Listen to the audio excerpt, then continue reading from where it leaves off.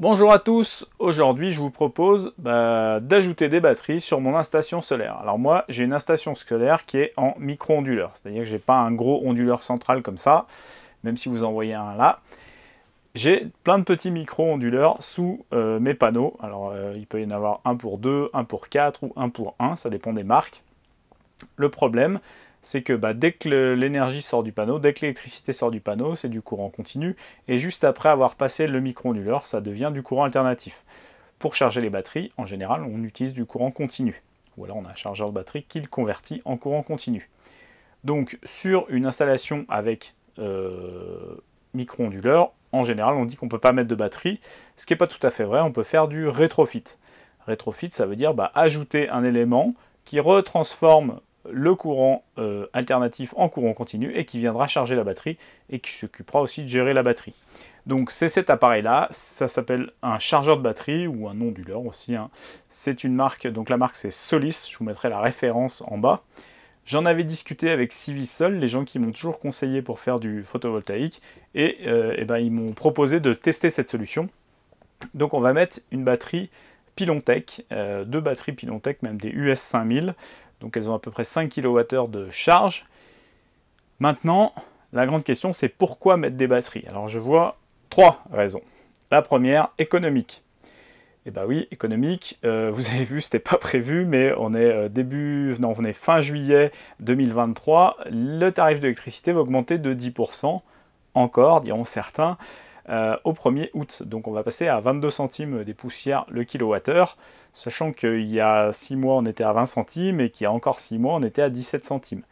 Et que c'est probablement pas prêt de s'arrêter, parce que le gouvernement va arrêter le bouclier tarifaire, qui protégeait pas mal les consommateurs. Si vous allez regarder, donc moi je suis français, j'habite en France, si vous allez regarder par exemple les Belges, combien ils payent leur kilowattheure, ou d'autres nations en Suisse, en Royaume-Uni, vous verrez que le kilowattheure est beaucoup plus cher que chez nous, en général. Est-ce que c'est rentable les batteries? Ça dépend de votre installation, ça dépend de votre consommation. Donc là, il peut y avoir deux solutions. Soit vous avez un contrat avec vente de surplus. Donc vous vendez votre kilowattheure à EDF, votre surplus à EDF, ou à DFEA, 10 centimes d'euros si c'est les anciens contrats, 13 centimes si c'est les nouveaux, et les nouveaux ils sont indexés sur le prix si ma mémoire est bonne, donc ça va augmenter. Par contre, vous allez payer votre kilowattheure 22 centimes, donc potentiellement vous pouvez faire 12 centimes, enfin moi par exemple, je le vends à 10 centimes le kilowatt, donc chaque fois que je tire 1 kilowatt du réseau, ça me coûte 12 centimes on va dire, par rapport à ce que j'exporte. Si vous n'avez pas de vente de surplus, et là c'est sûr que c'est encore plus efficace ou plus efficient, parce que chaque kilowatt que vous envoyez au réseau, ou que vous n'envoyez pas si vous avez un contrat sans injection, c'est un kilowatt qui est perdu, il vous rapporte 0. Et pourtant vous l'avez produit, ou vous auriez pu le produire. Donc là, si vous arrivez à le stocker, à chaque fois, 1 kilowatt, c'est 22 centimes de moins qui vient du réseau à l'heure actuelle. Donc vous allez payer 22 centimes de moins. En général, c'est pour par exemple consommer la nuit. Deuxième raison, se passer du réseau ou éviter les coupures réseau. Donc si vous avez une batterie, quand il n'y a pas de réseau, vous pouvez tirer sur la batterie. Alors attention, ça demande de se déconnecter du réseau, même s'il n'est plus là, parce que quand le réseau revient, il ne faut pas qu'il y ait un conflit. Ça demande des connaissances un peu différentes, je ne vais pas du tout l'aborder ici. Autre point à prendre en compte, la puissance de l'onduleur. Ici, c'est un 3 kW, donc ça veut dire qu'il peut charger à 3 kW ou fournir 3 kW. Il me semble que quand on est connecté au réseau, c'est 35 ampères le courant max, et quand on est sur backup, en sauvegarde, c'est 25 ampères. Donc attention d'avoir une puissance équivalente en face. Quand on est sur réseau, c'est pas grave. Si je branche ma voiture électrique, la borne fait 7 kW de puissance, mon abonnement limite à 6, mais de toute façon, je vais tirer à 6. Et donc lui, il pourra fournir que 3 au maximum. Alors, sachant qu'il y a une petite différence en termes d'énergie stockée, 10 kWh sur les batteries que je vais installer, 60 sur la voiture. Donc je ne vais pas arriver à recharger la voiture à fond. Vous pourriez être en site isolé, donc en site isolé, vous avez forcément besoin d'une batterie, donc a priori, vous aurez un onduleur qui gère les batteries directement, les panneaux solaires et les batteries. Je ne vais pas parler, dans cette vidéo, je ne vais pas parler de la partie sauvegarde. Moi, j'en ai pas besoin, on habite en France, j'ai jamais de coupure. La troisième raison, c'est une raison écologique.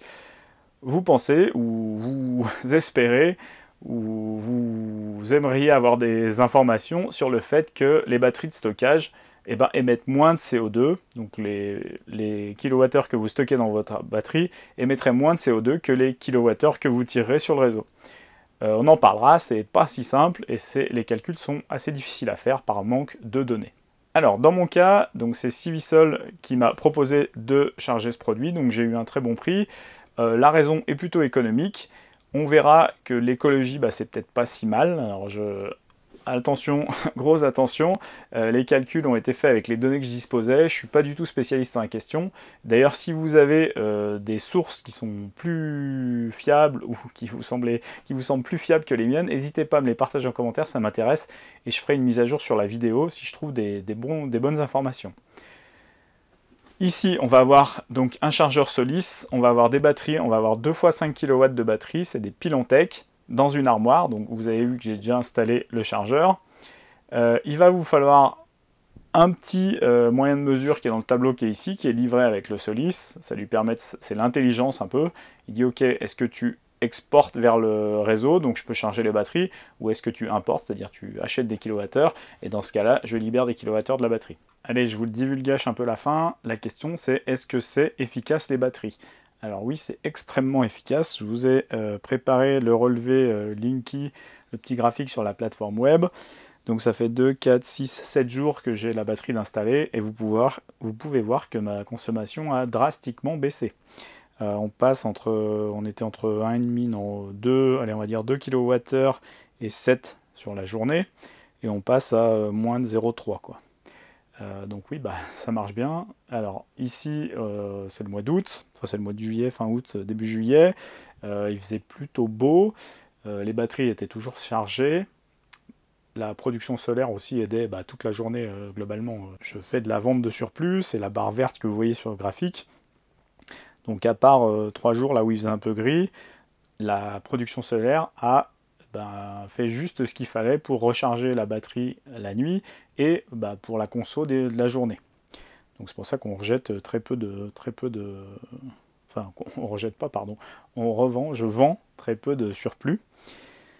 Qu'est-ce qui est intéressant sur ce graphe? Donc vous voyez que la consommation a beaucoup baissé. Alors moi, le dimensionnement de cet onduleur qui est de 3 kW suffit à éponger, on va dire, ou à fournir l'énergie suffisante, l'électricité suffisante pour ma conso. Donc après, c'est à vous de voir dans quel cas vous vous trouvez, peut-être que ça ne suffira pas.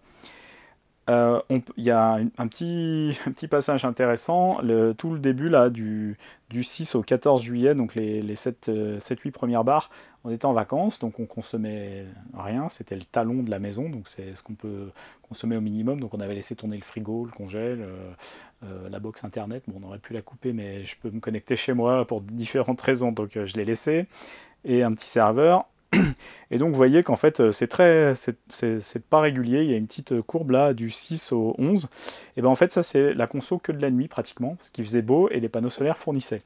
Et le 11 il y a eu un gros orage qui m'a fait tomber mon disjoncteur différentiel de l'installation solaire, et maintenant vous pouvez voir du 12, 13, 14, c'est très régulier. Et là, il n'y avait pas de production solaire la journée pour rattraper ma conso la journée, ma conso de la maison toute seule.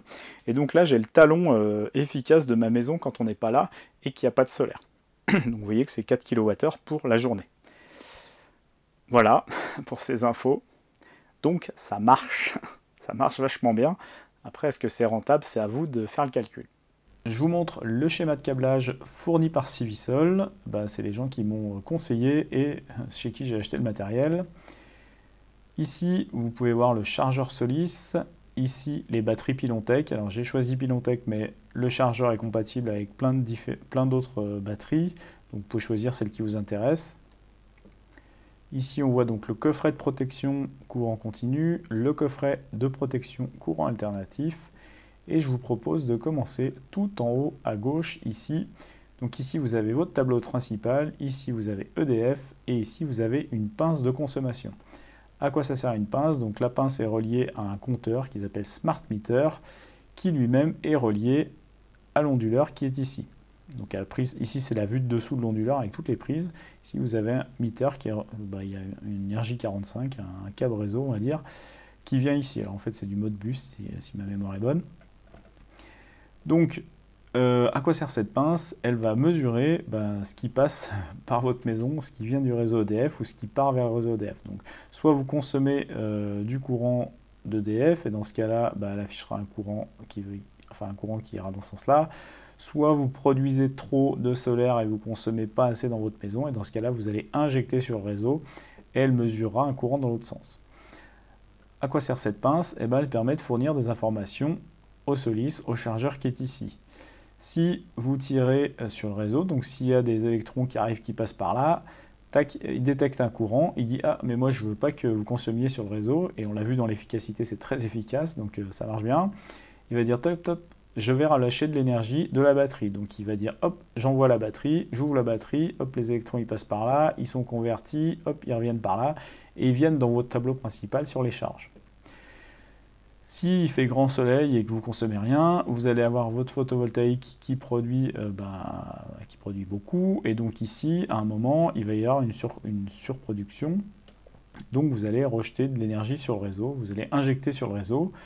La pince de courant va le mesurer. Si votre batterie n'est pas pleine, le Solis il va pouvoir dire « Ah non, non, mais moi je ne veux pas qu'il aille sur le réseau. Je vais tirer de l'énergie ici. Pour pas qu'elle aille là, je vais la tirer ici, je vais la tirer ici. » Je passe dans le coffret, je passe dans le Solis, je transforme de l'AC en DC, donc du courant alternatif en courant continu, et je vais charger la batterie jusqu'à ce qu'elle soit chargée. Bien sûr, quand elle sera chargée, il ne pourra rien faire. Si vous ne consommez pas tout, vous injecterez quand même. Qu'est-ce qu'on peut voir? Donc le compteur, il doit être relié, il doit être alimenté sur la phase 1 et 4, c'est marqué ici. Ici, ils ne l'ont pas mis dans le tableau, je pense que c'était pour la facilité du schéma. Moi, vous verrez, il est dans le tableau, et il y a un petit disjoncteur 2 ampères qui le protège. Ici, vous voyez un disjoncteur 16 ampères dans le tableau principal. Moi, j'ai choisi de le relier directement en tête du tableau, donc il serait plutôt ici. Et j'ai pas de disjoncteur parce que mes câbles ils sont dimensionnés exprès. Vous le verrez aussi dans la vidéo après. Ensuite, on va au coffret AC. Du coffret AC, on va à une borne du Solis. Alors, elle est à gauche ici, mais en fait, elle est à droite de ce côté, la vue de dessous. Donc vous avez deux prises, AC backup, AC grid. AC grid, c'est pour la connexion au réseau, donc c'est bien ici qu'on va le brancher. Qu'est-ce que cette connexion va faire? Comme on l'a vu, soit elle va charger les batteries, soit elle va décharger les batteries dans votre tableau principal. AC backup, c'est une connexion qui est un peu particulière, donc elle est toujours sous tension, qui est EDF ou pas EDF, elle est toujours sous tension, donc vous pouvez relier un circuit protégé, on va dire, ou un circuit qui ne sera pas coupé en cas de coupure réseau. Pour ça, il faudra les bonnes protections, on le verra tout à la fin. J'ai choisi de ne pas le câbler dans la vidéo, vous verrez. Ça peut être pratique pour un congélateur, par exemple. Vous voulez protéger votre congélateur des coupures de courant, et vous le connectez ici. Il est alimenté normalement quand il y a le réseau par le réseau, et quand il n'y a pas le réseau, il sera alimenté directement avec les batteries. Ensuite, on voit qu'ici, il y a les deux bornes des batteries. Donc les batteries, elles viennent d'ici. On les connecte ici au coffret DC 63 ampères. Les câbles ils sont fournis avec l'onduleur, ceux-là ils sont fournis avec les câbles Pinontech, et on vient se connecter là sur les bornes batterie, plus et moins. Ensuite on voit le stick Wi-Fi qui est ici, on verra qu'il ne faut pas utiliser la prise Wi-Fi, pas celle-là, il faut utiliser la prise COM qui est ici. Et enfin la pince de production, à quoi elle sert? Celle-ci, elle sert juste à mesurer le courant qui passe, qui vient de vos PV, pour savoir ce qui se passe un peu. On verra sur l'appli, on peut tout voir. Voilà, j'ai oublié deux petits fils, le CAN, donc ça c'est le réseau on va dire des batteries. La discussion entre les batteries et l'onduleur, elle se fait via un CAN et via le BMS, donc le BMS des batteries, Battery Management System. Et bien sûr, les batteries doivent être connectées à la Terre. Allez, on passe au montage. Attention, je vais essayer de vous montrer en détail ce que je fais. Ça concerne mon installation. Votre installation est peut-être différente. Vous avez peut-être des connaissances qui sont probablement des connaissances qui sont différentes de les miennes. Ici, on va manipuler des batteries. Donc des batteries, c'est une source de tension. C'est-à-dire que si vous touchez les batteries, c'est comme la batterie de voiture. Hein, si vous touchez, il y a toujours de la tension aux bornes. Donc, risque d'électrisation, pardon. Électrocution, c'est quand on est mort. Électrisation, j'espère que vous ne mourrez pas. Donc faites attention à ce que vous faites. Je ne prétends pas vous apprendre à poser ce système. On va passer au montage.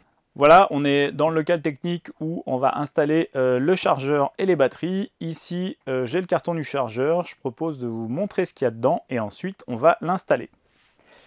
J'ai déjà ouvert le carton, enlevé tous les sacs, hein, vous inquiétez pas.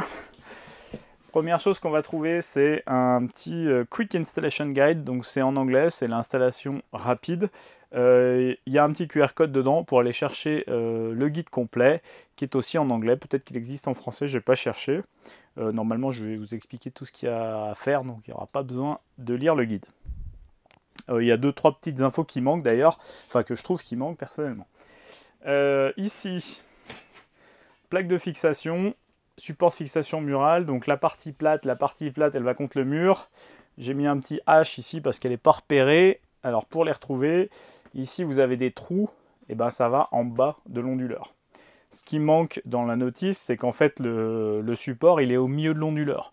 Et donc il faut laisser 30 cm de chaque côté, sauf en bas 50 cm d'espace pour pouvoir pour l'aération. Et si vous mettez 30 cm à partir de là, vous allez avoir un petit problème.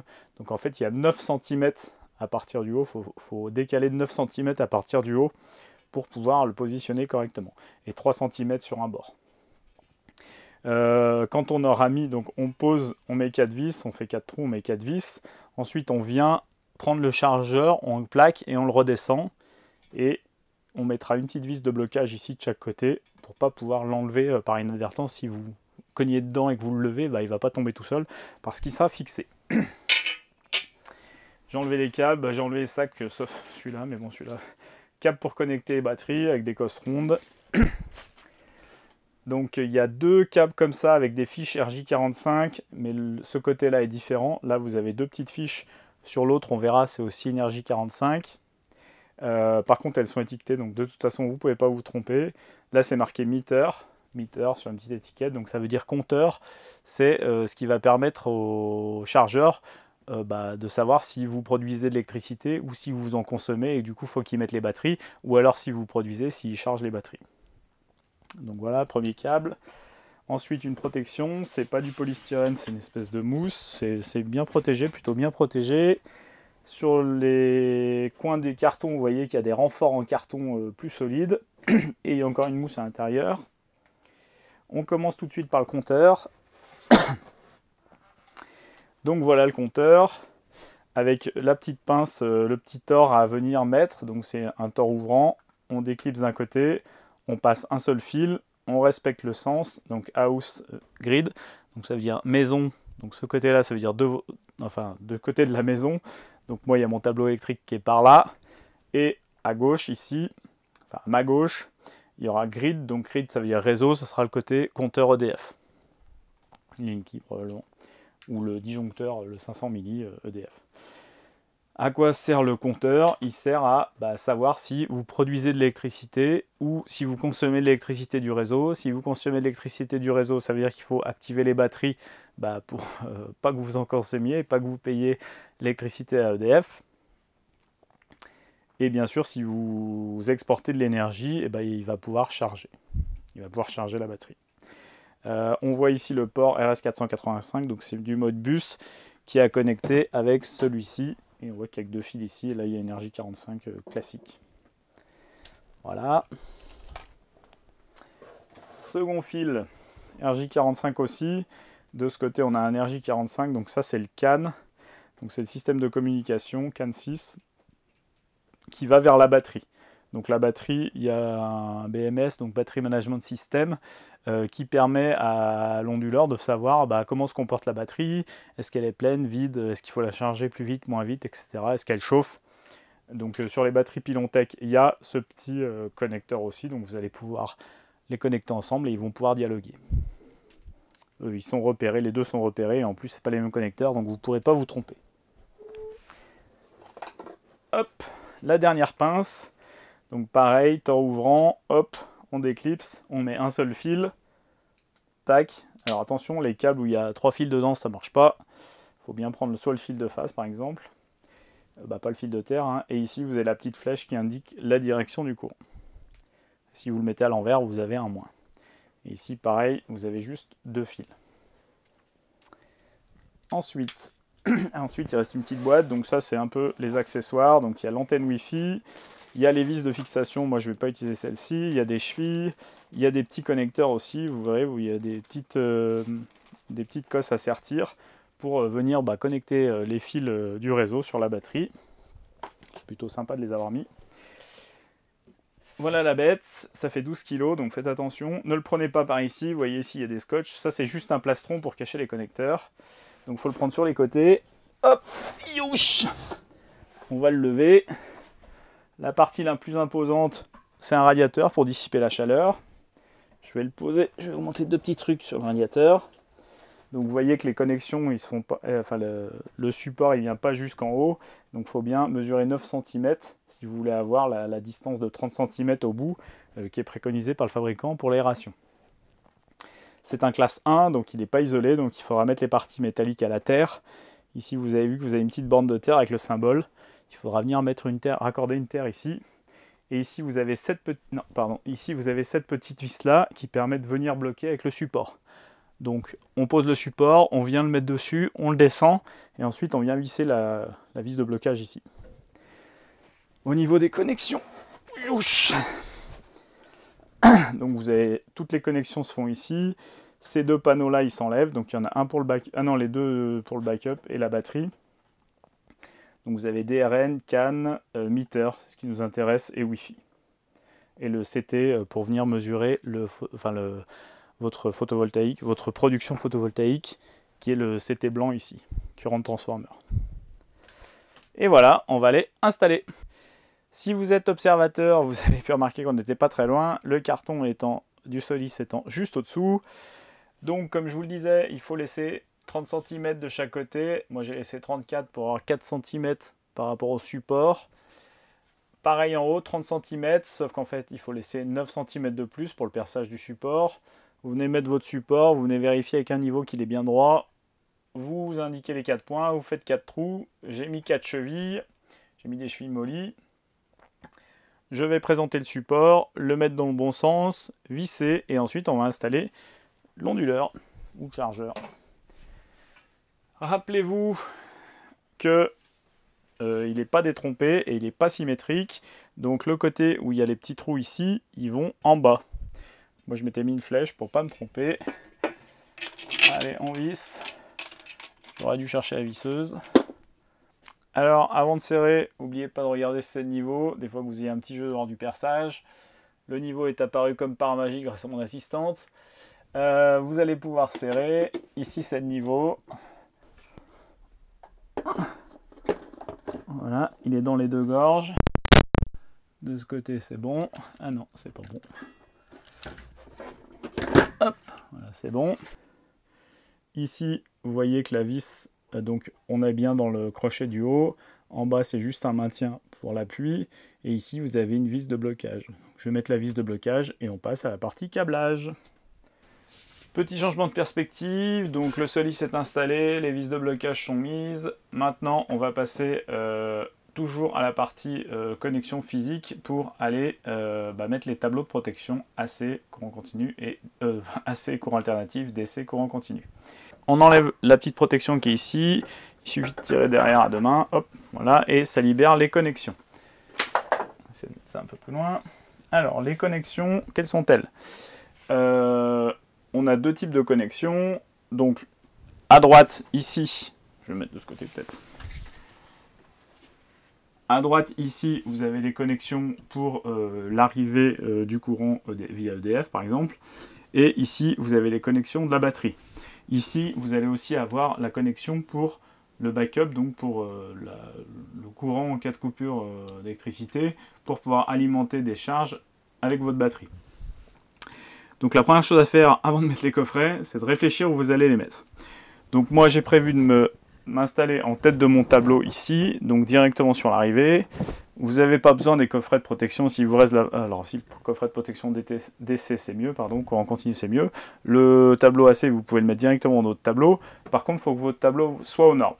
Le consuel quand il va venir, il va regarder l'intégralité du tableau. Donc si vous utilisez votre tableau actuel, il faudra qu'il soit aux normes. Si vous utilisez un coffret déporté, il regardera que le coffret déporté ou les coffrets déportés. Dans ce cas-là, c'est plus facile d'être aux normes. Donc ici, je vais garder le tableau que j'ai, qui est le tableau AC. Je vais garder celui que j'ai commandé. Je vais l'installer ici. Donc, le parcours du fil, ça sera, j'arrive ici, enfin je pars d'ici ou j'arrive ici, ou plutôt j'arrive du tableau. je passe dans ma goulotte, je me connecte au tableau de protection AC, je repars du tableau de protection AC, je vais me connecter à l'onduleur chargeur ici. Au niveau de la batterie, donc les câbles de la batterie sont ici, vous faites attention, il n'est pas symétrique ce cache-là, la partie plate, elle va vers l'extérieur. Donc je vais partir d'ici, je vais descendre, je vais aller dans ma goulotte, je vais descendre à mon coffret d'essai et je vais descendre aux batteries. Vous devez avoir une séparation physique entre les parties courant continu et courant alternatif. Si vous utilisez des câbles, ça sera bon. Par contre, les fils de batterie, donc les fils de batterie, de connexion de la batterie, ils sont livrés avec l'onduleur. Attention, alors j'aurais dû en prendre qu'un, les cosses, elles ne sont pas identiques. Vous avez une petite et une grosse. Donc la petite, elle ira dans l'onduleur, et la grosse, il faudra la couper pour aller dans le coffret de protection. Le coffret AC, il est là. Alors la petite subtilité, donc vous avez le coffret AC qui est ici. Vous n'êtes pas obligé de percer au fond. En fait, si vous utilisez par exemple des chevilles molly, moi j'utilise des chevilles molly M4 ici, et ben les vis, elles rentrent parfaitement dedans. Et vous pourrez ensuite mettre les vis pour fixer le panneau devant. Voilà, je mets en place le panneau et on se retrouve après. Alors on commence à être un petit peu à l'étroit. Donc le coffret est monté, c'est révissé. J'ai installé aussi les goulottes. Donc j'ai deux goulottes, enfin une seule goulotte mais coupée en deux pour faire le mur. Hein. Ensuite, j'ai installé le tableau d'essai en dessous. Vous le voyez probablement pas. Si vous le voyez un petit peu dépassé. C'est pareil, donc la borne d'essai elle va là, donc les batteries, donc on part de l'onduleur, on va vers le disjoncteur et ensuite on ira vers les batteries. Pour ça, je vous avais dit qu'il y avait deux câbles à préparer, donc j'ai préparé les deux câbles. Donc maintenant on a les petites cosses rondes qui sont ici, ou les petites cosses rondes qui sont ici comme ça, qui vont aller directement ici, et on a les embouts, ou les bouts de câble, ça dépend. Bon, là, c'était du câble, c'était du multibrin. Donc, j'ai préféré mettre des embouts qui vont aller dans le disjoncteur de protection du tableau d'essai qui est en dessous. J'ai mis des protections physiques, parce que ça, c'est du fil. Attention de bien couper les bonnes cosses. Je rappelle la différence. Ici, vous avez une grande, ici, vous avez une petite. Il faut couper la grande, parce que la grande, elle ne rentre pas ici, alors que la petite, elle rentre. Deuxième câble qu'on va faire, on va faire le câble, donc la liaison entre l'onduleur, donc ce petit boîtier là qu'on va enlever, je vais vous montrer ce qu'il y a derrière, oui, juste un petit bornier, donc j'ai mis des petits embouts pour aller dans le disjoncteur ici, donc ça sera le C16 qui est ici, j'ai mis des embouts, et puis ici on va se raccorder directement sur le petit bornier qui est là, et c'est parti. Donc ça c'est du 3x6 carré. C'est ce qu'il conseille dans le... Bon c'est surdimensionné mais comme c'est ce qu'il conseille, on va mettre ça.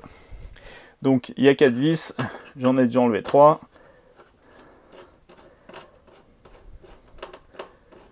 Donc celui-là il est symétrique donc il n'y a pas besoin de le repérer.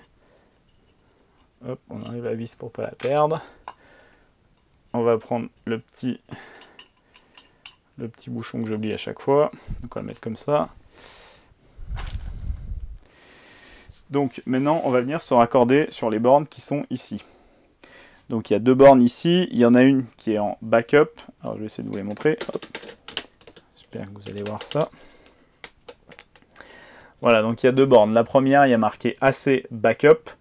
Et la deuxième, il y a marqué AC grid. Donc ce qui veut dire alimentation.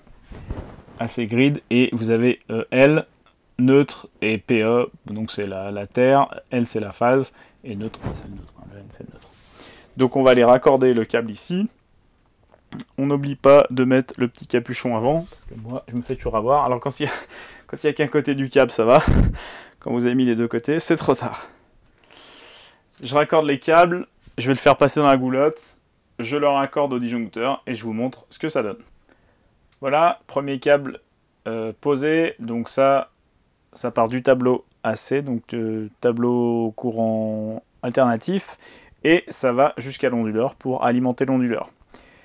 Cette connexion-là est un peu difficile, parce que les connexions, les sucres ou les borniers sont à l'envers, donc vous voyez pas ce que vous faites quand vous vissez, donc faites bien attention, démontez-le, montez-le plutôt, mettez le boîtier, serrez le boîtier une fois, enlevez le press-et-toupe, renlevez le boîtier, vérifiez vos connexions. Chaque fois que vous serrez, essayez de tirer sur le fil pour voir si ça vient, pas trop fort, hein, mais un peu, pour voir si vous avez bien serré sur toute lame et si vous n'avez pas serré sur lame et pas sur l'isolant aussi. Petite astuce pour ce boîtier là que moi je préfère. Parfois c'est un peu difficile d'aller visser ici. Donc ce que vous pouvez faire, c'est enlever la vis qui est ici, enlever la barrette, mettre vos câbles, visser vos câbles et ensuite remettre la barrette. Voilà, ensuite on va passer à la partie d'essai qui est en dessous. Donc câble batterie, donc il faudra enlever ce boîtier là avec les deux cosses qu'on a vu tout à l'heure, avec les deux câbles qu'on a vu tout à l'heure qu'il a fallu couper, et on viendra les raccorder ici. Ensuite, sous ce boîtier-là, il y aura les câbles qui sont livrés avec les... Non, qui ne sont pas livrés d'ailleurs, c'est une option, les câbles Pilontech, qui vont partir d'ici et qui vont aller jusqu'à la batterie, et il faudra aussi les recouper pour mettre ici des embouts. A tout à l'heure. Voilà, le tableau courant alternatif est câblé. Je vais vous montrer ce que ça donne. J'ai aussi ouvert mon tableau principal pour vous montrer où je vais câbler ce tableau-là, et je vais le câbler en amont de mon tableau principal. Il est sous tension, ne travaillez jamais sous tension. Là, j'ai juste enlevé le panneau, je ne vais pas travailler dedans. Quand j'aurai fini la vidéo, je vais couper le panneau, je vais couper l'alimentation générale, et ensuite seulement, je commencerai à travailler. Donc le tableau, il est là. J'ai recablé un petit peu, j'ai enlevé tous les fils et j'ai mis une petite barrette. Ça fait plus propre. Moi, en plus, toutes mes arrivées, elles étaient par le bas. Qu'est-ce que j'ai fait d'autre? J'ai relié les terres. Donc moi, j'ai relié le tableau principal. Donc ça, c'est l'arrivée EDF, si vous voulez. C'est du 3x16 carré, enfin 2x16 plus 1x16 carré. Comme ça, ça permet d'être protégé directement par le 60 ampères EDF. Ce que j'ai fait aussi sur mes panneaux, je vous montrerai. Et on va suivre ces fils-là. Donc ces fils-là, ils vont rentrer dans le tableau. Et ils vont, je ne mets pas les doigts, c'est en courant continu, je suis loin. Hein. C'est pas en courant continu, c'est en courant, sous tension. Ils vont rentrer dans ces deux borniers-là. Les fils sont en attente. J'ai déjà raccordé la terre parce que j'avais déjà coupé le tableau avant pour passer les câbles. Donc ces deux-là, je les mets en entrée ici. Je ne sais pas si vous verrez sur la vidéo, il y a déjà un câble marqué EDF. Donc ça, c'est celui qui vient directement du Linky ou du 60 ampères EDF, du 300 milli. Du 500 milli, pardon. Et ici, il y a mes câbles PV. Donc c'est mon réseau photovoltaïque qui arrive avec ces deux bornes-là, sur ces deux bornes-là également. Donc comme ça, j'aurai tout en parallèle. Ensuite, qu'est-ce que j'ai câblé d'autre? Donc la terre, elle est câblée. Alors faites attention, dans le coffret que j'ai reçu, il y avait deux borniers de terre. Et les deux borniers de terre, ils sont pas reliés. Donc le câble qui était sur le parafoudre, il était relié de ce côté. Ça m'arrangeait pas parce que j'arrivais de l'autre côté. Donc j'ai enlevé le câble, j'ai mis de ce côté. J'ai mis un petit scotch pour dire attention, ne pas utiliser celui-là. Parce que si vous en mettez la moitié là, il y en a la moitié qui ne sera pas reliée. Ensuite, j'ai relié l'onduleur, on l'avait vu. J'ai relié l'onduleur sur le C16 qui est ici. Donc les deux bornes plus la terre qui monte là. Donc ça, c'est du 3x6 carré qui vient se raccorder ici. Donc ça, le connecteur là était symétrique. Vous pouvez le tourner. Et il a deux bornes parce que vous avez le courant quand vous êtes sur le réseau. Et si vous voulez utiliser la fonction de sauvegarde ou la fonction de backup, donc quand vous serez déconnecté du réseau, mais dans ce cas-là, il y a d'autres choses à faire. Gestion du nœud par exemple, à moins que vous mettiez un circuit dédié, mais c'est un peu plus compliqué, donc faites attention à ce que vous faites, si vous le faites. Backup, normal on va dire, connecté au réseau. Il reste à connecter la batterie, pardon. Donc il y a les deux câbles de batterie qui vont descendre ici, qui vont rentrer ici dans le disjoncteur, et ensuite on partira avec les câbles batterie avec les autres. Donc les câbles, je vous rappelle, on les avait déjà préparés tout à l'heure, ils sont posés ici. Il a fallu couper les grosses cosses rondes qui sont ici. Voilà, je vais commencer le branchement, donc je vais arrêter la vidéo et puis je vais couper le courant. Voilà, le courant est coupé, j'ai fait les câblages dans le tableau principal. Alors vérifiez bien que le disjoncteur différentiel EDF, le 500 milli, est coupé. Une fois que vous avez fait ça, maintenant vous avez des sources de tension chez vous, les batteries, où vous en aurez. Si vous avez câblé la sauvegarde, le backup eh ben, vous pourrez toujours avoir l'électricité même quand le 500 mA EDF est coupé. Donc vous prenez un VAT, vérificateur d'absence de tension. Dans le pire des cas, vous prenez un voltmètre, vous contrôlez la tension avant, vous contrôlez la tension après. Surtout, vous ne faites pas l'approximation qu'il n'y aura pas de tension. Vous avez pu faire une bêtise, vous avez pu ne pas couper le bon circuit. Il y a pu avoir une défaillance du matériel qui ne coupe pas. Normalement, les panneaux photovoltaïques se coupent quand ils n'ont pas le réseau, mais vérifiez toujours, c'est plus sûr. Donc, qu'est-ce que je vais vous montrer? Alors, je vais vous montrer, j'ai mis l'escabeau pour pouvoir grimper. J'ai câblé le compteur qui est ici, si vous le voyez, peut-être pas très bien, hop, il est là. J'ai câblé les communications vers le compteur et j'ai câblé tous les CT, tous les TOR. Current transformer, transformateur de courant, pour qu'ils puissent lire ce qui se passe sur le réseau, enfin sur le réseau et chez vous bien sûr. Et je vais essayer de vous montrer ça de plus près. Ça va pas être très visuel pour vous, mais ça devrait aller depuis là. Alors comme vous voyez, j'en ai 4, j'ai 4 TOR, donc pour le système de batterie, il n'en faut que 2. Donc ici, j'en ai plusieurs qui sont dédiés à Zappi. Donc celle-ci et celle-ci, donc celui-ci, il mesure le réseau. Donc est-ce que je tire du courant ou est-ce que j'exporte du courant? Est-ce que je vends mon surplus? Et ici, ça sera la batterie. Donc quand la batterie chargera, je veux pas que alors il y a une priorité à faire, il y aura un réglage à faire, mais je veux pas globalement que la batterie me décharge, il y aura un réglage sur la batterie aussi. Je veux pas que la Zappi décharge ma batterie. Il y a un rapport d'échelle, hein. La batterie que je vais utiliser pour stocker mon énergie, c'est 10 kWh. La batterie du véhicule électrique, c'est 61 kWh, ou 63 pour moi, donc ça ne va pas suffire. Maintenant, on va parler de Solis. Donc Solis, vous avez deux CT à mettre, deux transformateurs de courant. Donc vous avez celui-ci qui est en blanc, qui va mesurer votre production solaire. Donc celui-là, il est réglé, il est directement connecté, enfin ce fil-là est directement connecté sur le Solis. Vous voyez qu'il y a une petite flèche, donc ici la flèche elle doit aller vers le réseau. Donc là le câble il monte vers mes panneaux photovoltaïques, donc c'est bon, le courant il va bien aller vers le réseau, ici c'est le réseau, c'est raccordé au 500 mA EDF. Et le deuxième qui est ici, donc là vous avez une autre étiquette qui est un peu plus claire, on va dire, House Grid, donc House c'est la maison, Grid c'est le EDF. Donc ici ce câble là il arrive sur ma barrette, mais en fait le câble ici va directement sur le 500 mA EDF, donc c'est ce câble là qui amène le courant directement à ma maison. Donc là j'ai bien le côté EDF et là j'ai bien le côté ma maison. Le compteur il doit être alimenté. Donc ici, on va le mettre fixe, ça sera plus facile. Ici, vous voyez le compteur, et ici, je ne sais pas si vous voyez, mais il y a deux fils, borne 1, borne 4. Pour ça, j'ai rajouté un petit disjoncteur, que vous ne voyez pas, qui est ici, qui est un 2 A. Tout ce qui ne tire pas de courant, en général, c'est protégé par des 2 A. Donc là, j'ai mis 2 A. Alors, il est disjoncté, mais bon, on s'en fiche, hein, il n'y a plus le courant dans toute la maison.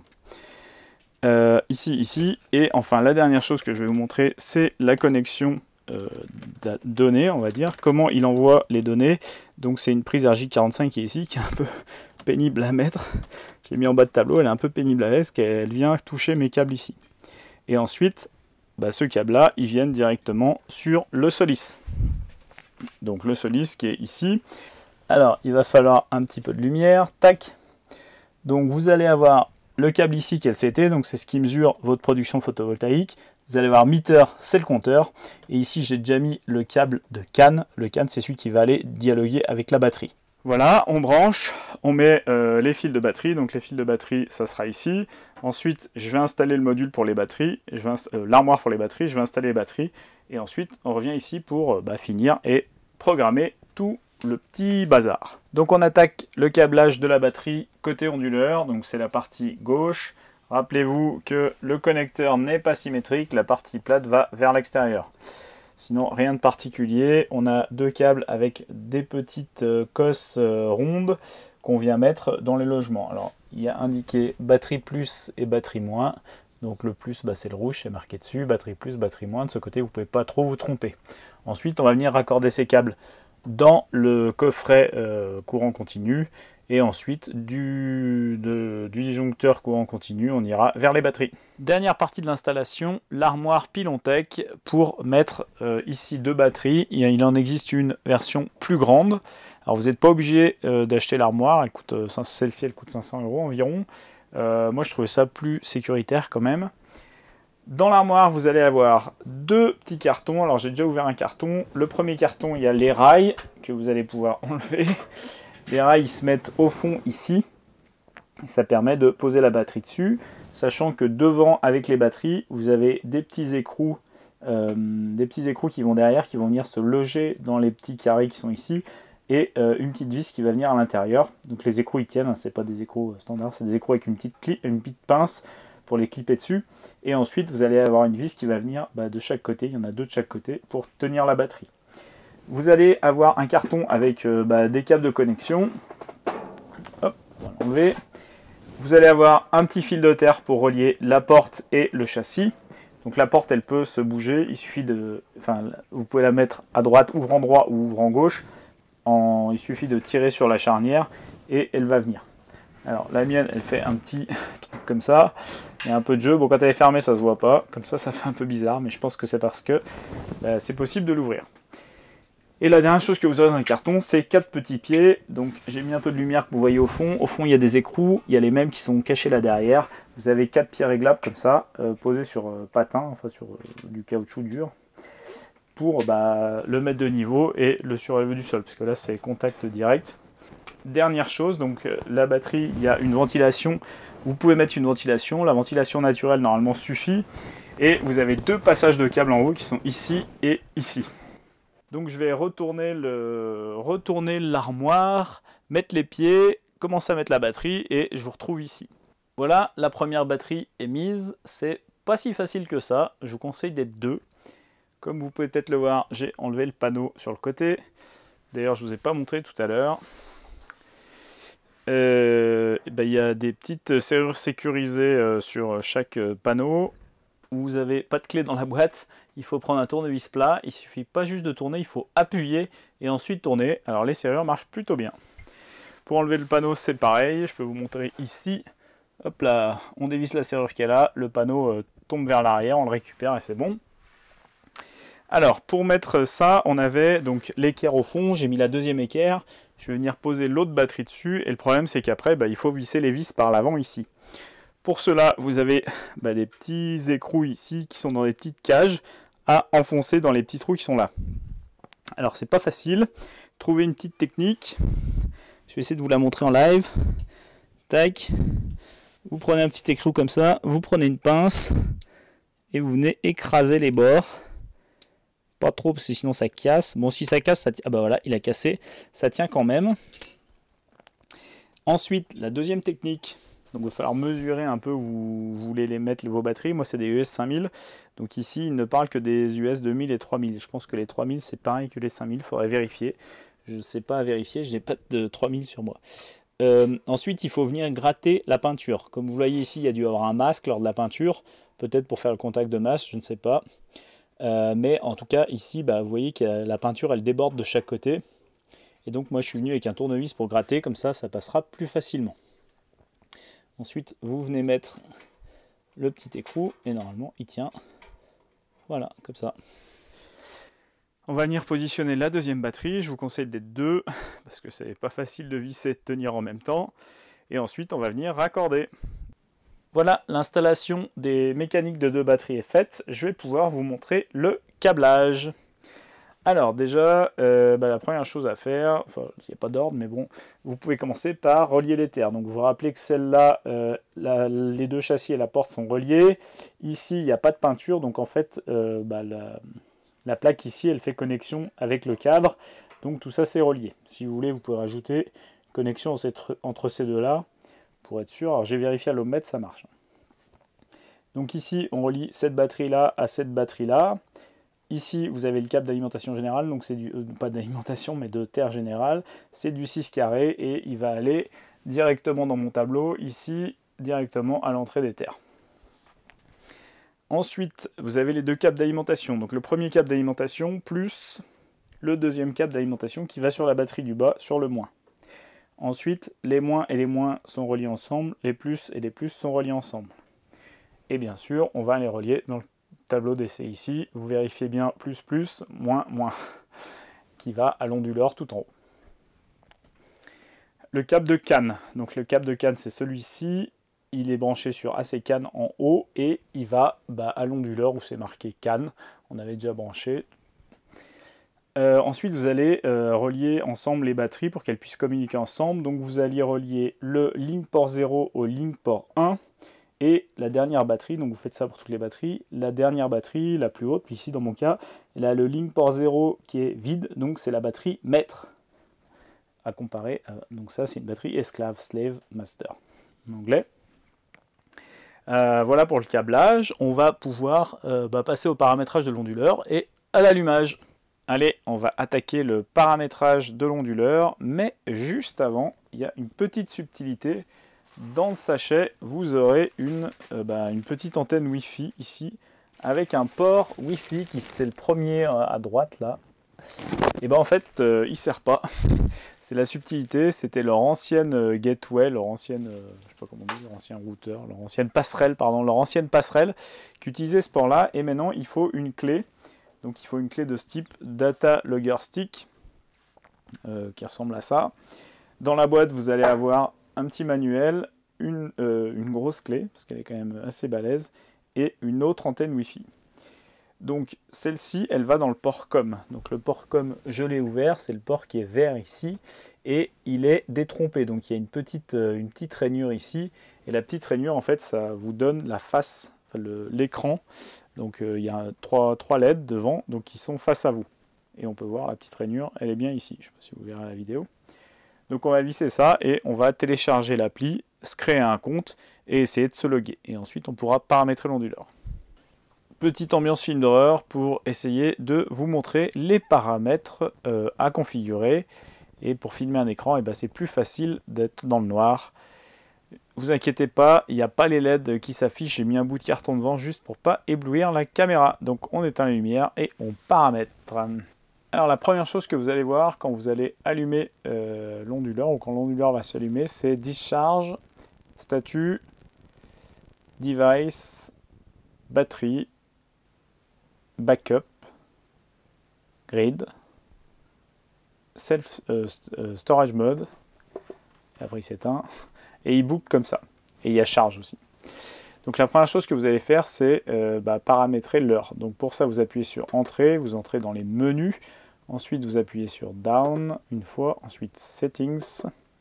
Ensuite, Set Date Time. Time Date. Donc vous voyez qu'on est le 29 juillet 2023 et il est 23h20. Il est un peu tard, effectivement. Donc vous allez pouvoir naviguer au bas, Entrée pour Enter pour se décaler. Je ne vais pas le faire ici. Donc je vais faire Escape. Une fois que vous avez paramétré l'heure, vous allez faire Retour, donc Escape. Vous allez aller dans Advanced Settings, Entrée. Il faut rentrer un password, donc un mot de passe, pardon. Donc le mot de passe c'est 0010. Donc vous allez faire down, down, up pour mettre un 1 ici. Et comme le dernier c'est un 0, vous pouvez faire Entrée tout de suite.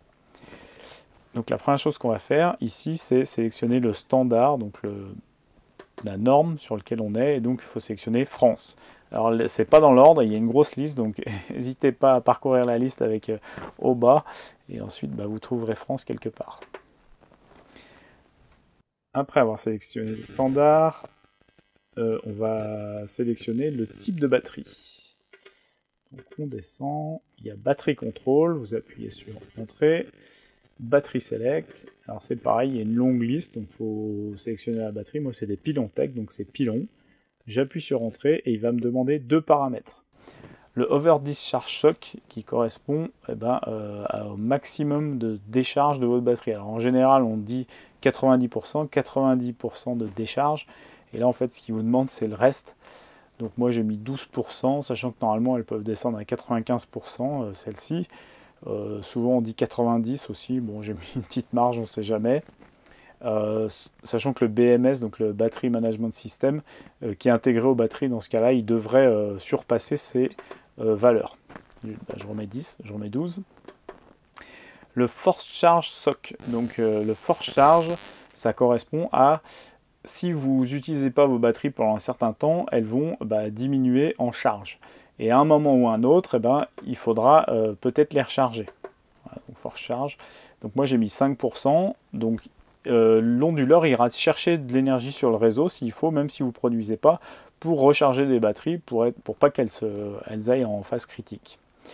Donc une fois qu'on a fait ça, on fait Entrée, il dit Done, donc il dit OK. Ensuite on peut faire Escape. Ensuite il y a les protections. Donc les protections c'est pour protéger votre batterie. Donc vous avez Overvoltage et Undervoltage. Vous pouvez soit les laisser comme elles sont, soit les régler en fonction de votre batterie. Ensuite, vous avez alors donc Save and Exit, entrée. Moi, je vais faire Cancel parce que c'est déjà bon. Ensuite, il faudra revenir en arrière. Donc là, on a fait le tour. Battery Wake Up, Battery Select, on a fait le tour. Donc on fait Escape. En dessous de Battery Control, donc vous faites Down. Vous avez Backup Control. Donc est-ce que vous allez utiliser l'énergie de vos batteries en cas de coupure réseau? Donc dans mon cas, moi, c'est pas câblé. Donc je vais dedans, je vais dans Entrée, je fais Backup On-Off, Entrée, et j'ai mis sur Off. On fait Escape, on fait Escape. Alors ensuite, il faudra aller dans Storage Energy Set, qui est le paramètre en dessous de Backup Control. Donc ça, c'est comment vous allez utiliser votre batterie. Donc comment vous allez utiliser votre compteur. Donc il y a le Meter Select. Donc nous, ici, on a une seule phase. Donc j'ai sélectionné une phase, c'était déjà présélectionné. Donc OK, Done, voilà. Ensuite, il va falloir prendre le Storage Mode Select. Vous pouvez le mettre, donc c'est Self-Use. Donc moi, c'est de l'autoconsommation.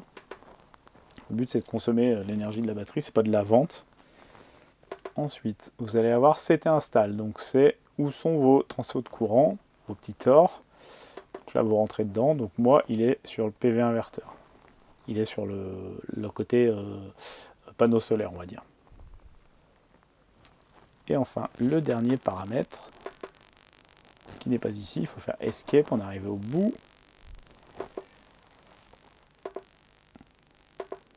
C'est le Aux Power Set. Vous allez pouvoir rentrer dedans. Et moi, je vous conseille de mettre le Failsafe On-Off. Donc c'est une option normalement qui est réservée pour le UK, le Royaume-Uni. Moi, ça me semble assez important de le mettre. Donc moi, je l'ai mis on. C'est-à-dire, qu'est-ce que l'onduleur va faire s'il perd la connexion avec le compteur d'énergie? Donc moi, ce que je veux, c'est qu'il s'arrête, tout simplement, pour pas qu'il fasse n'importe quoi sans savoir ce qui se passe sur le réseau. Et voilà, vous avez terminé votre configuration. Je vous montre encore deux petites choses. Il peut s'allumer que vous ayez... Il peut arriver, pardon, j'espère que ça n'arrivera pas, mais au début, en général, ça arrive.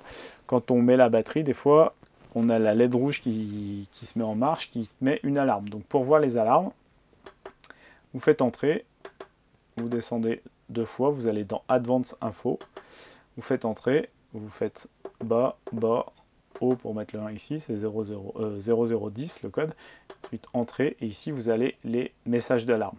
Vous faites entrer, vous aurez tous les messages d'alarme. Vous aurez aussi les warning messages, donc qui sont un peu moins importants, on va dire. Ensuite, on peut faire Escape.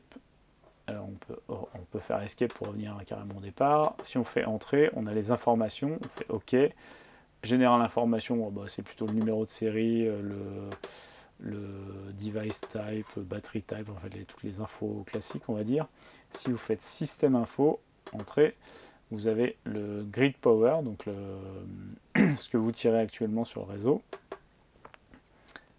La tension, la fréquence, la tension de la batterie, backup, il n'y en a pas, backup, il n'y en a pas, charge, donc pour l'instant elle ne charge pas, discharge, elle charge à 400 watts. Voilà pour les différentes informations du système. Je propose un petit tour de l'application Solis pour smartphone ou tablette. Donc ici j'utilise des appareils Apple. Alors là il n'y a pas, donc c'est un iPad mais il n'est pas optimisé pour iPad, donc on voit une grande fenêtre avec plein de noir au milieu, c'est normal, c'est plutôt fait pour utiliser sur son téléphone. Donc quand vous allez entrer, vous allez voir ça, vous allez voir votre site. Donc moi j'ai créé un site qui s'appelle Maison. Donc ça c'est dans la procédure pour créer son compte. Je vois ma puissance, je vois mon rendement, je vois ma capacité installée, que vous rentrez vous.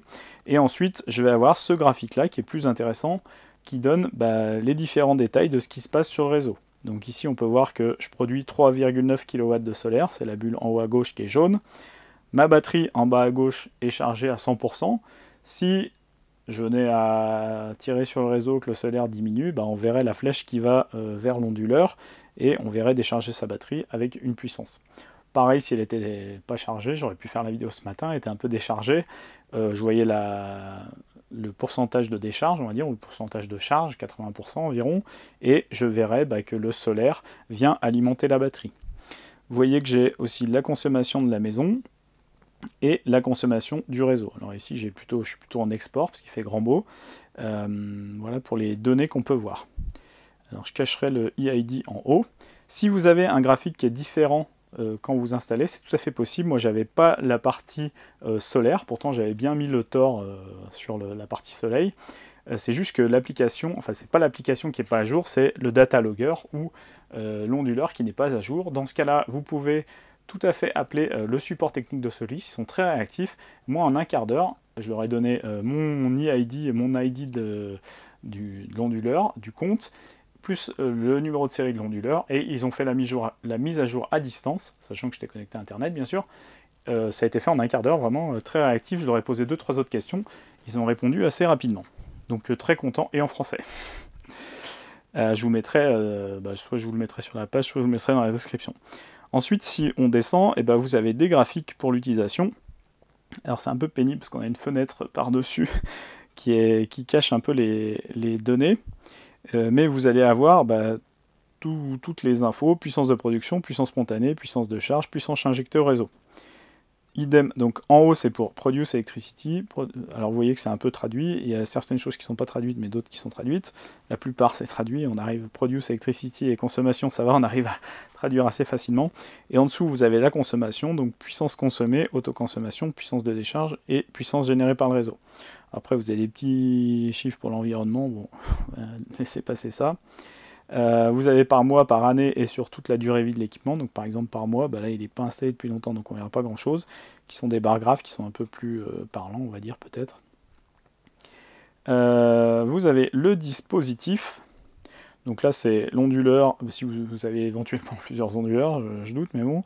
Tout ce qui a été exporté aujourd'hui et au total. Vous avez des données sur l'enregistreur de données, sur le meter. Un truc qui est important, c'est les alarmes, comme je vous l'ai dit. Donc là, alarme en attente, j'en ai pas. Vous pouvez tirer vers le bas pour rafraîchir. Et j'ai eu 2 alarmes enregistrées dans tous, qui sont des grid int F. Et les 2 ont été rétablis immédiatement, donc j'ai rien eu à faire. C'est juste qu'il y a eu un petit moment où le réseau il n'a pas été content, donc il s'est coupé et il a dit ok, je redémarre quand c'est bon. Sachant que si vous connectez un compte avec votre email, il vous enverra aussi un mail. Donc ça c'est hyper pratique. Enfin, moi je trouve que c'est hyper pratique. Vous êtes tout de suite alerté s'il y a un problème. Alors je vous l'ai dit, est-ce que utiliser une batterie c'est écologique ou pas? La question elle n'est pas très vite répondue, comme diraient certains. Elle est très difficile. C'est pas mon métier, donc je prétends pas avoir les solutions. J'ai trouvé des données qui sont plutôt adaptées aux véhicules électriques, sur les batteries de véhicules électriques, sur la fabrication notamment. Si vous avez des données plus précises, n'hésitez pas à me les donner en commentaire. Et quand vous écoutez cette vidéo, regardez la description de la vidéo. Et s'il y a des mises à jour ou des choses plus récentes, je les mettrai à jour.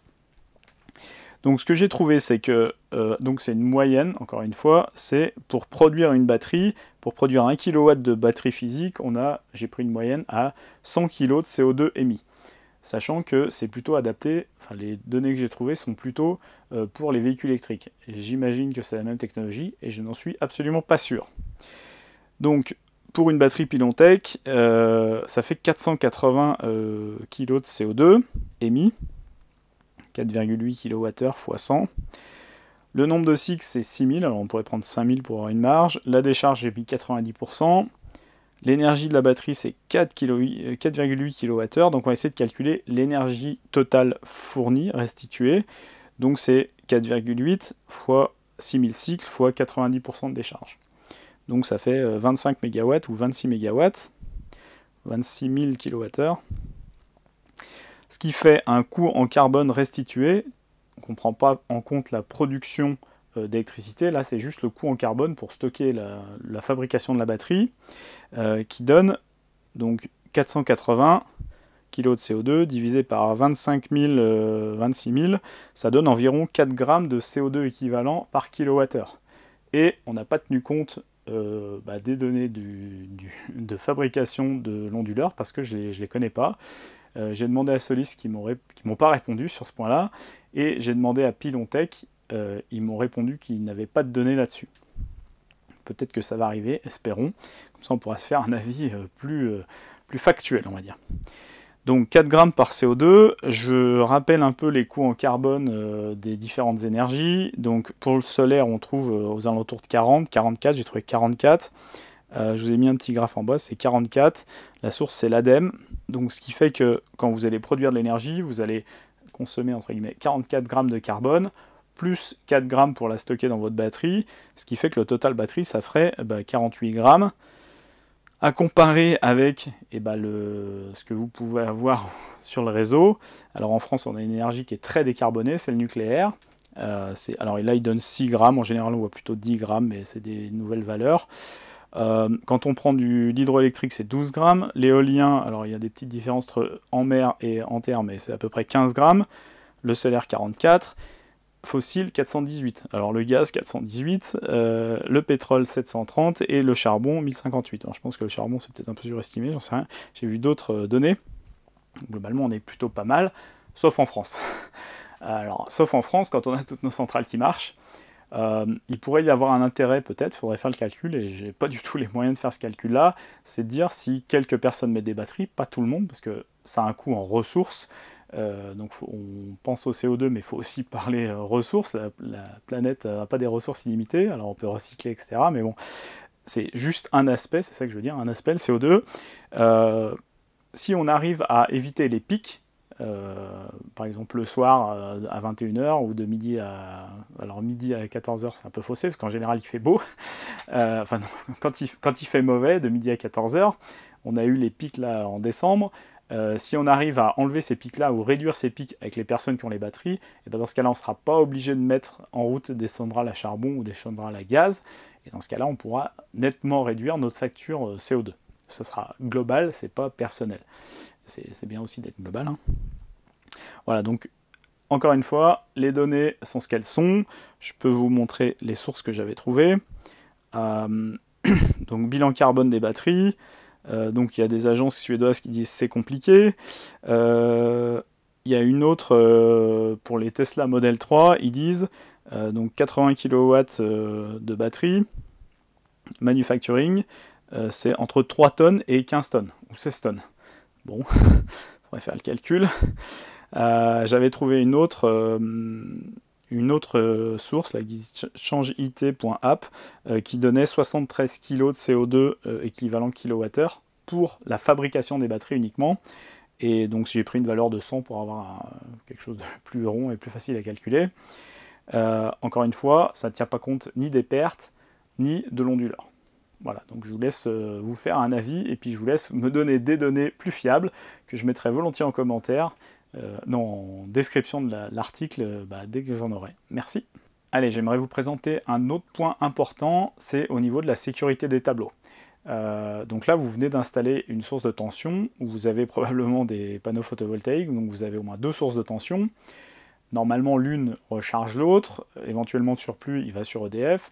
Si vous avez des gros consommateurs, et vous avez la troisième source de tension qui est le réseau EDF, si vous avez des gros consommateurs à la maison et que vous avez des grosses lignes de tableaux chargées, faites attention parce que vous pouvez éventuellement dépasser la valeur de courant pour laquelle votre tableau était fait. Je m'explique. Donc en tête, en général, on a un 60 ampères EDF. Donc globalement, normalement, s'il y a plus de 60 ampères qui arrivent chez vous, le tableau disjoncte et il ne se passe rien. Tout a été calculé pour 60 ampères, et donc, ou un peu plus, 63, 64 peut-être ampères, et donc vous n'avez pas de risque de faire brûler une connexion de tableau. Sauf que là, vous avez rajouté 2 sources, qui ne passent pas par ce 60 ampères. Donc là, par exemple, j'ai 6 kW de panneau, donc je viens de rajouter une source qui va au même endroit, mais sans passer par 60 ampères, et j'ai 3 kW, enfin en puissance, j'ai 3 kW possiblement fournis par les batteries et par l'onduleur.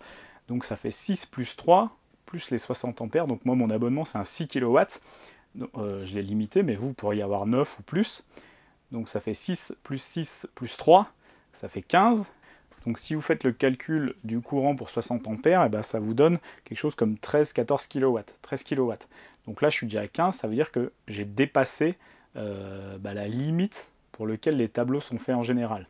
Notamment les peignes, donc il y a deux types de peignes. Il y a les peignes, c'est ce qui relie tout le sommet du tableau, donc soit tous les disjoncteurs ensemble, soit verticalement. Il y a des peignes verticaux, des peignes horizontaux, et en général, parfois, je ne vais pas faire de généralité, peut-être qu'il y a des peignes qui sont prévues pour plus, mais il y a certains peignes qui sont prévus pour 60 ampères. Donc si vous avez un peigne vertical prévu pour 60 ampères et que vous tirez au maximum, que vous arrivez à tirer, à drainer toute l'énergie disponible dans votre installation, donc par exemple moi 6 kg EDF plus les panneaux qui produira à fond 6 kg, alors ils ne produisent jamais à 6 pour d'autres raisons, mais plus 6 kg si vous avez une plus grosse install ou que vous produisez mieux, et la batterie, vous pourriez éventuellement passer le dimensionnement de certains peignes, et si c'est réparti, vos disjoncteurs sauteront pas, donc faites attention à ça.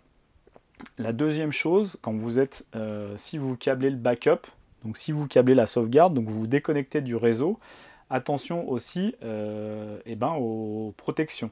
Les protections, elles ont été dimensionnées avec une source de tension qui est assez grande, donc le réseau EDF, donc il n'y a pratiquement pas de limite. C'est pas le cas de l'onduleur ici, il peut tirer 3000 watts à peu près. Donc vérifiez que vous avez bien la configuration auquel, s'il y a un défaut quelque part, vos protections elles sauteront. Voilà, c'était tout pour la sécurité. Bon travail si vous souhaitez installer quelque chose.